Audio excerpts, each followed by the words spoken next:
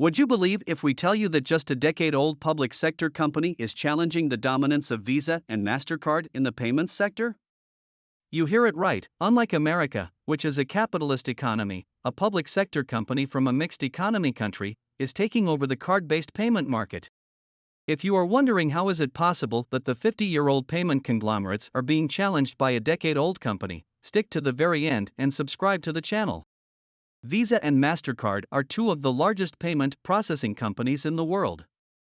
They operate global payment networks that enable the exchange of financial information and facilitate the processing of credit card, debit card, and prepaid card transactions. Visa is headquartered in Foster City, California, and has operations in over 200 countries and territories around the world.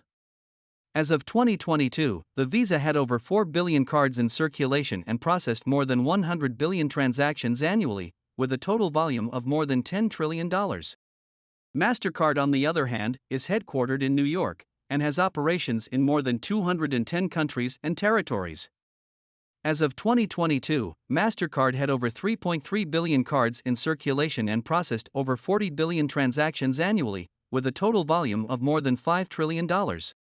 Both Visa and Mastercard have a significant presence in the global payments industry, and their networks are used by banks, merchants, and consumers around the world to facilitate financial transactions.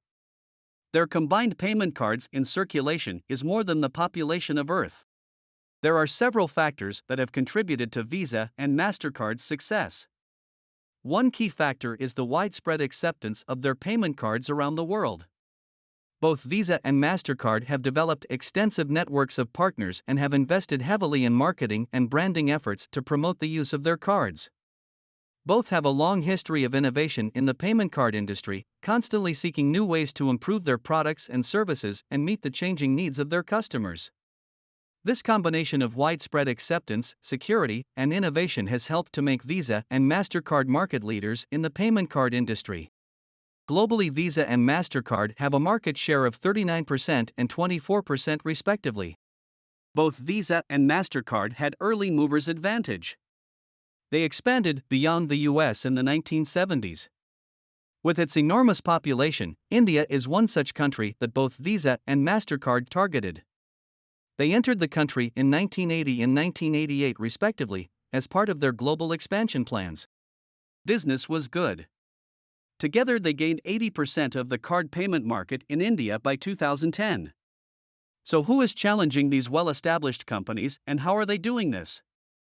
A government-backed domestic card payment network called RuPay was launched in 2012.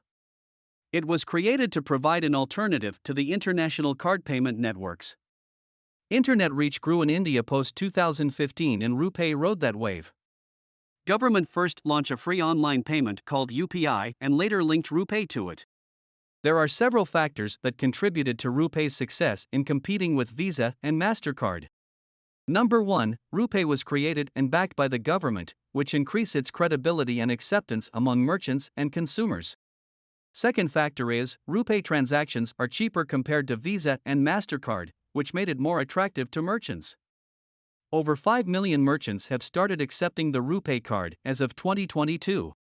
Last but not the least, the Indian government has been encouraging the adoption of electronic payments, which has helped to increase the usage of RuPay cards. Overall, RuPay has been successful in competing with Visa and Mastercard because of a combination of government support, low fees, wide acceptance, and increasing electronic payments. There is considerable difference in the transaction fee for Visa, Mastercard, and RuPay. RuPay transactions in general are 23% cheaper than Visa and Mastercard. On top of this, there are no charges on RuPay credit card use for transactions up to $25, which by parity for a third world country like India, is roughly equal to $100 worth. RuPay's growth in the last decade has been unbelievable. In the first 5 years they gained 15% of the market, which rose to 60% in next 5 years. All this is hurting Visa and Mastercard. According to a Reuters article, Visa has complained to the US government that the Indian government supporting RuPay is damaging Visa's potential in the country. There has been no response to this complaint from the US government to date. Consumers are leaving Visa and Mastercard for RuPay as it offers around $1,200 of free accidental insurance, Uber and Amazon shopping vouchers, and other similar benefits. Okay, although huge, but India is just one country where RuPay is making inroads in Visa and Mastercard business. What about rest of the world? Aren't they doing great business there? RuPay has started expanding outside India too. RuPay is now accepted in 16 other countries. This includes big-ticket countries like Singapore, UAE, Saudi Arabia, France, United Kingdom, Russia, Europe, and Australia. As the payment card industry continues to grow, it is clear that Visa and Mastercard are facing challenging times ahead due to the rise of RuPay. Want to watch more stuff like this? Subscribe to the channel and turn on notifications bell.